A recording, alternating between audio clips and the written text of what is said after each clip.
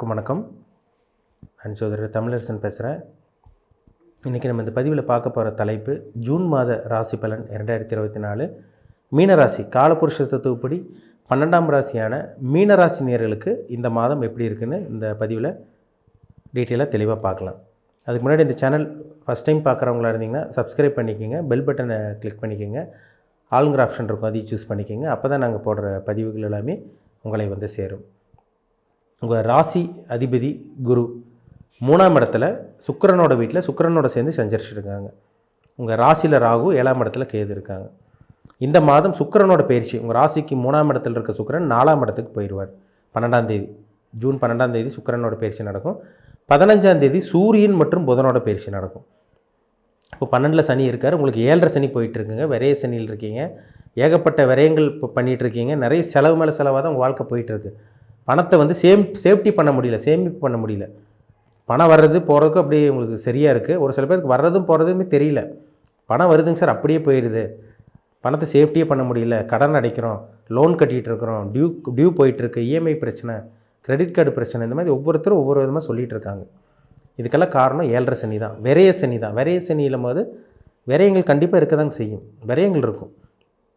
இந்த மாதம் உங்களுக்கு விரயங்கள் இருக்கும். விரைய சனி ஃபுல்லாகவே விரயங்கள் இருக்கும். அதுதான் கர்மா. சரிங்களா?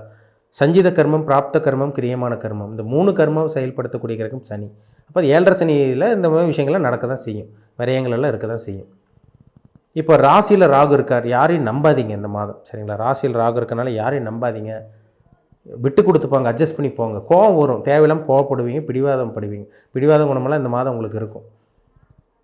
நீங்கள் ஏன் கோவப்படுறீங்க, ஏன் பிடிவாதப்படுறீங்கன்னு உங்களுக்கே தெரியாது. ஏன்னா ராகு வந்து அந்த மாதிரி தான் உங்களை வச்சுருப்பார், கண்ட்ரோலில் வச்சுருப்பார். ஏன்னா மாய வழி விரிக்கக்கூடிய கிரகம் ராகு தான். போகக்காரகன் ராகுன்னு சொல்லுவாங்க. இருட்டான கிரகம் உங்கள் மேலே இருக்குது. உங்கள் ராசியில் இருக்கிறதுனால குழப்பத்தில் இருப்பீங்க. நம்ம என்ன பண்ணுறோம் ஏது பண்ணுறோன்னு தெரியாமல் இருப்பீங்க. அதனால் கொஞ்சம் கவனமாக இருங்க. யாரையும் நம்பாமல் இருங்க. சரிங்களா? அவசர முடிவு எடுக்காமல் இருக்கிறது நல்லது. தேவையில்லாமல் கோவப்படாமல் இருங்க. பிடிவாத குணம் உங்களுக்கு இருக்கும்.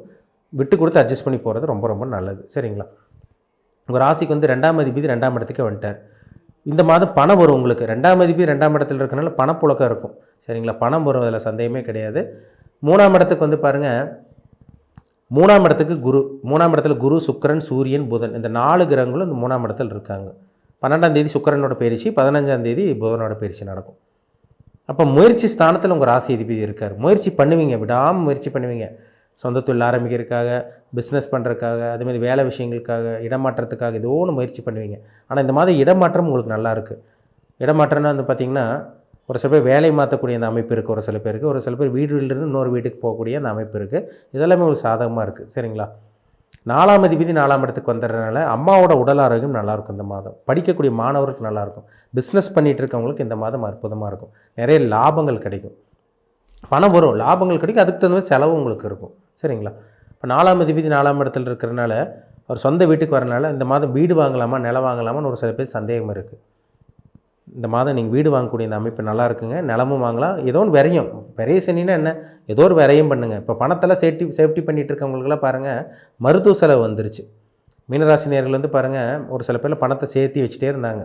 அவங்களுக்கெல்லாம் மருத்துவ செலவு, தேவையில்லாத செலவு, அசிங்கமான கண்டங்கள், ஏதோ ஒரு செலவு விரயங்கள் அவங்களுக்கு வந்துருச்சு. அதனால் வந்து நீங்கள் வீடுக்காக, நிலத்துக்காக, வாகனத்துக்காக இதுக்கெல்லாம் நீங்கள் செலவு பண்ணுறது தப்பே கிடையாது. சரிங்களா? அது சுபவிரயமாக, பாப விரயத்தை சுபவிரயமாக மாற்றிடுங்க, அவ்வளோதான். படிக்கக்கூடிய மாணவர்கள் நீங்கள் இந்த காலகட்டங்களில் வெளிநாடு போகலாம். இந்த மாதம் வெளியூர் போகலாம், வெளியூரில் போய் தங்கி படிக்கலாம். இந்த மாதிரி விஷயங்கள்லாம் உங்களுக்கு சாதகமாக இருக்குது, நன்மையாக தான் இருக்கும் உங்களுக்கு. இப்போ வந்து உங்களுக்கு 6ஆம் அதிபதி சூரியன், அவர் வந்து 3ஆம் இடத்துலேருந்து 4ஆம் இடத்துக்கு வந்திருக்கார். 4ஆம் இடத்துக்கு வந்திருக்கிறதுனால ஒரு சில பேர்த்துக்கு இந்த மாதம் அரசாங்க வேலை கிடைக்கக்கூடிய வாய்ப்பு இருக்குங்க. எல்லாத்துக்கும் கிடையாதுங்க. உங்களுக்கு 7.5 சனி போயிட்டுருக்கு. ஒரு சில பேர்த்துக்கு அரசாங்க வேலை கிடைக்கக்கூடிய இந்த வாய்ப்பு உங்களுக்கு உருவாகும். நீங்கள் எவ்வளோ உழைக்கிறீங்க, எவ்வளோ பாடுபடுறீங்க, எவ்வளோ சம்பாதிக்கிறீங்க, ஆனால் வந்து பணத்தை மிச்சம் பண்ண முடியலன்னு ஒரு ஏக்கமும் வருத்தமும் உங்களுக்கு இருக்க தான் செய்யுது. சரிங்களா? அதனால் விரைய சனிங்கிற போது ஏதோ ஒன்று செலவு, ஒரு நிலம் வாங்குறதுக்கு, இடம் வாங்குறதுக்கு ஏதோ ஒன்று நீங்கள் செலவு பண்ணுறது நல்லது தான் உங்களுக்கு. சரிங்களா? இந்த மாதம் உங்களுக்கு 7ஆம் இடத்துக்கு வந்து கேது இருக்கார். அங்கே குருவோட பார்வை இருக்கிறனால கணவன் மனைவிகள் இருந்து வந்த கருத்து வேறுபாடு கொஞ்சம் கொஞ்சமாக இருந்த கருத்து வேறுபாடு அப்படியே கொஞ்சம் விலகும். திருமண வாய்ப்பு, திருமணம் ஆகாமல் இருக்க மீனராசினியர்களுக்கு இந்த மாதம் திருமண வாய்ப்பு கைக்கூடி வரும். ஒரு சில பேர் இந்த மாதம் கல்யாணம் பண்ணிடுவீங்க. இதுக்கு முன்னாடி ஜனவரி பிப்ரவரியில் ஒரு சில பேர் நிச்சயம் பண்ணியிருக்கீங்க. இந்த மாதம் திருமணம் உண்டான நல்ல மாதம், தடங்கள் இல்லாமல் திருமணம் நடக்கும் உங்களுக்கு. திருமணம் ஆகாமல் இருக்கவங்களுக்கு நல்ல வரன், உங்களுக்கு மனசுக்கு பிடிச்ச வரன், நீங்கள் என்ன நினைக்கிறீங்களோ அதுக்குன்னா நல்ல வரன் உங்களுக்கு தேடி வரும். சரிங்களா? ஒரு சில பேருக்கு எதிர்பார்ப்பு இருக்கும், ஆசைகள் இருக்கும். நீங்கள் நினச்சபடி உங்களுக்கு நல்ல வரன் கிடைக்கும் உங்களுக்கு இந்த மாதம். ஏன்னா 7ஆம் இடத்துல கேது இருந்து தடை பண்ணிகிட்டே இருந்திருப்பார். இப்போ 7ஆம் இடத்து மேலே குருவோட பார்வை விழுகிறதுனால திருமணத்துக்கு உண்டான நல்ல மாதம் தான், நல்ல வரன் தேடி வரும். இப்போ இந்த மாதமே உங்களுக்கு ஒரு சில பேர்த்துக்கு இந்த ஜூன் மாதமே நல்ல வரன் வந்து உங்கள் வாழ்க்கை துணை யாருன்னு உங்களுக்கு அடையாளம் தெரிஞ்சிடும், உங்களுக்கு யாருன்னு தெரிஞ்சிடும் உங்களுக்கு. சரிங்களா? ஒரு ஆணாக இருந்தால் பெண் உங்கள் மனைவி யாருன்னு தெரியும், ஒரு பெண்ணாக இருந்தால் உங்கள் கணவன் யாருன்னு உங்களுக்கு தெரியும் இந்த மாதம். அதுக்குண்டான வாய்ப்புகள் உங்களுக்கு அதிகமாகவே இருக்குது. இப்போ உங்கள் ராசிக்கு வந்து பாருங்கள், குரு எங்கே பார்க்குறாரு? 9ஆம் இடமான பாக்கியஸ்தானத்தை பார்க்குறாரு. 9ஆம் இடமான பாக்கியஸ்தானத்தை பார்க்குறது நல்ல ஒரு அமைப்புங்க. தந்தை மூலமாக உதவி கிடைக்கும். தந்தை வழி பூர்வீகத்து ஒரு சில பேருக்கு கிடைக்க போகுது. 4ஆம் இடத்துல புதன் வர்றாரு. 15ஆம் தேதிக்கு அப்புறம் ஒரு சில மாற்றங்கள் உங்கள் வாழ்க்கையில் நடக்கும். இதெல்லாம் உங்களுக்கு நன்மையான விஷயங்கள் தான், நல்லது நடக்கும் உங்களுக்கு. 4ஆம் இடத்துக்கு சுக்கிரன் வர்றாரு. அப்போ வாகன காரகன் சுக்கிரன் 4ஆம் இடத்துக்கே வர்றாரு. 12ஆம் தேதிக்கு மேலே பாருங்கள், நீங்கள் வீடு வாங்குறது, வீடு கட்டுறது, நிலம் வாங்குறது, இடம் வாங்குறது, வாகனம் வாங்குறது, இதெல்லாமே 12ஆம் தேதிக்கு மேலே நீங்கள் பண்ணலாம். 12ஆம் தேதி 15ஆம் தேதிக்கு மேலே ஒரு சில மாற்றங்கள், ஒரு சில நல்ல விஷயங்கள் நடக்கும் உங்கள் வாழ்க்கையில். 9ஆம் இடத்தை குரு பார்க்குறதுனால ஆன்மீக வழிபாடு, இறை வழிபாடு, தான தர்மம் பண்ணுறது, இதெல்லாம் பண்ணுவீங்க. பொதுவாக மீனராசிக்காரங்க நல்லவங்களாக தான் இருப்பீங்க. யாருக்கும் எந்த கெடுதல் பண்ண மாட்டீங்க. நீங்கள் உண்டு உங்கள் வேலையின்னு இருப்பீங்க. அடுத்தவங்க தான் உங்களை ஏமாற்றுவாங்க, நீங்கள் யாரும் ஏமாற்ற மாட்டீங்க. ஒரு பிரச்சனை கழுவுற மீனில் நழுவுற மீன் சொல்லுவாங்க. ஏன்னா உங்கள் ராசி சின்னமே மீன் தான், இரட்டை மீன். ஒரு பிரச்சனை வந்துச்சுனால அதுலேருந்து எப்படி வெளியே வர்றதுக்கு தான் பார்ப்பீங்க. பிரச்சனை போய் மாட்ட பார்க்க மாட்டீங்க. சரிங்க, மாட்டிக்க மாட்டீங்க. சரிங்களா? ஏன்னா உங்கள் ராசி சின்ன மீனாக இருக்கிறனால நீங்கள் உண்டு உங்கள் வேலையின்னு இருக்கக்கூடிய ராசி தான் மீனராசி. யாரையும் ஏமாற்றணும்னு நினைக்க மாட்டீங்க. தானம் தர்மம் பண்ணுவீங்க, முடிஞ்ச அளவுக்கு உதவி செய்வீங்க. ஏமாளியாகவும் இருப்பீங்க. ஏன்னா மீனராசிக்காரங்களும் அப்படி தான் ஏமாளியாக இருப்பீங்க, தெரிஞ்சே ஏமாறுவீங்க. இப்போ இந்த மாதம் உங்களுக்கு நல்ல மாதங்க, கவலைப்படாதீங்க. ஏன்னா உங்களுக்கு ராசிநாதன் 3ஆம் இடத்துலேருந்து முயற்சி ஸ்தானத்தில் இருக்கிறனால நீங்கள் முயற்சி பண்ணுங்கள். எந்த ஒரு முயற்சியாக இருந்தாலும் உங்களுக்கு சாதகமாக தான் இருக்க போகுது. விரயங்களும் உங்களுக்கு இருக்கும், செலவும் உங்களுக்கு இருக்க தான் செய்யும். வேலை இல்லாமல் இருக்கவங்களுக்கு இந்த மாதம் வேலை கிடைக்கக்கூடிய இந்த வாய்ப்பு உருவாக போகுது. வேலை இல்லைங்க சார், நீங்கள் வீட்டோட இருக்கோம், முடங்கி இருக்கவங்களுக்கெல்லாம் இந்த மாதம் வேலை கிடச்சிரும்.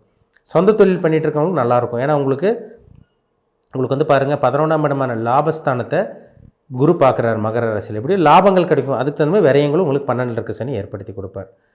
சரிங்களா? சொந்த தொழில் பண்ணிகிட்டு இருக்கவங்க ஓரளவுக்கு நல்லாயிருக்கும். புதுசாக அதிகமாக போட்டு பணத்தை போட்டு முதலீடு போட்டு ஏமாந்துடாதீங்க. புதுசாக சொந்த தொழில் ஆரம்பிக்கிறவங்க யோசிச்சு முடிவெடுங்க.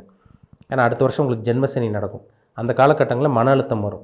இப்போ உங்கள் ஜாதகத்தில் என்ன தசாபுத்தி, என்ன கிரகநிலை உங்களுக்கு போயிட்டுருக்கு, உங்கள் தலையெழுத்து எப்படி இருக்கும், உங்கள் விதி எப்படி போயிட்டுருக்கு, உங்கள் தனிப்பட்ட ஜாதகத்தை பார்த்தா தான் நம்ம அக்யூரேட்டாக சொல்ல முடியும்.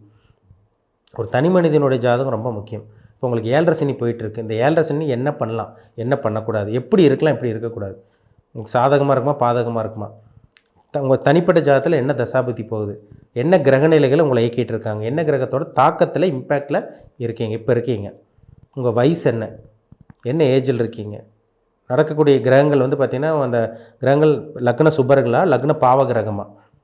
ஏன்னா தசாநாதனும் புத்திநாதன் தான் ஒரு மனுஷனை இயக்கிட்டு இருக்கும். அதுபடி தான் உங்களோட லைஃப் போகும். தசாநாதன் யார், உங்களுக்கு 12 கிரகத்தில் ஏதோ ஒரு கிரகம் தசாநாதனாக வருவார். புத்திநாதன் அதே மாதிரி தான் இன்னொரு கிரகமாக வரும். அந்த கிரகம் உங்களுக்கு சாதகமாக இருந்தால் உங்களுக்கு சாதகமாக தான் இருக்கும், பாதகமாக இருந்தால் கண்டிப்பாக உங்களுக்கு பாதகமாக இருக்கும். 6ஆம் அதிபதி 8ஆம் அதிபதி தசாபுத்தி நடக்காமல் இருக்கிற வரைக்கும் நல்லது. பொதுவாகவே 7.5 சனி அஷ்டம சனியில் அந்த பாவகிரகங்களோட தசாபுத்தி நடக்காமல் இருக்கணும். 6, 8 அதிபதி தசாபுத்தி நடக்காமல் இருக்கணும். அப்போ உங்கள் ஜாதத்தில் என்ன தசாபுத்தி போகுது, இனிமேல் நீங்கள் என்னென்னலாம் நீங்கள் உங்கள் வாழ்க்கையில் நீங்கள் பார்க்க போகிறீங்க, என்னென்னலாம் அனுபவிக்க போகிறீங்க, நீங்கள் நல்ல கர்மாவில் பிறந்திருக்கீங்களா, கெட்ட கர்மாவில் பிறந்திருக்கீங்களா, உங்கள் தலையெழுத்து எப்படி இருக்கும், உங்கள் விதி எப்படி இருக்கும், இனிமேல் நீங்கள் என்னென்னலாம் பண்ணலாம், என்னென்னலாம் பண்ணக்கூடாது, உங்கள் லைஃப்பில் என்ன விஷயங்கள்லாம் நடக்கும், எல்லாமே நம்ம உங்கள் ஜாதகத்தை பார்த்து அக்யூரேட்டாக தெளிவாக தெரிஞ்சுக்கலாம். சரிங்களா? உங்கள் தனிப்பட்ட ஜாதகம், பிறப்பு ஜாதகம் பார்க்கணுன்னு விருப்பப்பட்டீங்கன்னா கீழே இருக்க வாட்ஸ்அப் நம்பருக்கு உங்கள் ஜாதகத்தை அனுப்பிச்சி விடுங்க, அப்பாயின்மெண்ட் வாங்கிக்கோங்க. உங்கள் சுய ஜாதகத்தை பார்த்து நம்ம டீப்பாக தெளிவாக நம்ம துல்லியமாக 100% துல்லியமாக பார்த்து தெரிஞ்சுக்கலாம். எப்போ தொழில் ஆரம்பிக்கலாம், எப்போ வேலைக்கு போகலாம், நல்ல வேலைக்கு, அதாவது வந்து பார்த்திங்கன்னா வேலையை மாற்றலாமா வேண்டாமா, புதுசாக வேலைக்கு போகலாமா, இல்லை இருக்கிற வேலையை மெயின்டைன் பண்ணிக்கலாமா, இல்லை வந்து பார்த்திங்கன்னா சொந்த தொழில் ஆரம்பிக்கக்கூடிய வாய்ப்பு இருக்கா, கூட்டு தொழில் பண்ணலாமா வேண்டாமா, திருமணம் பண்ணக்கூடிய காலகட்டம் எந்த டைமில் வரும், புத்திர பாக்கியம் எப்போ கிடைக்கும், படிக்கக்கூடிய மாணவர்கள் என்ன நீங்கள் கோர்ஸ் படிக்கலாம், நீங்கள் எதில் ஜெயிப்பீங்க, எதில் சம்பாதிப்பீங்க, எப்போ நீங்கள் செட்டில் ஆவீங்க, எல்லாமே அக்யூரேட்டாக பார்த்து தெளிவாக தெரிஞ்சுக்கலாம்.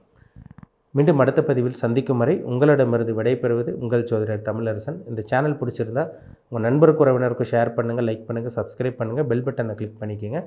ஆளுங்கிற ஆப்ஷன் இருக்கும், அதையும் சூஸ் பண்ணிக்கோங்க. அப்போ தான் நாங்கள் போடுற பதிவுகள் எல்லாமே உங்களை வந்து சேரும். நன்றி, வணக்கம்.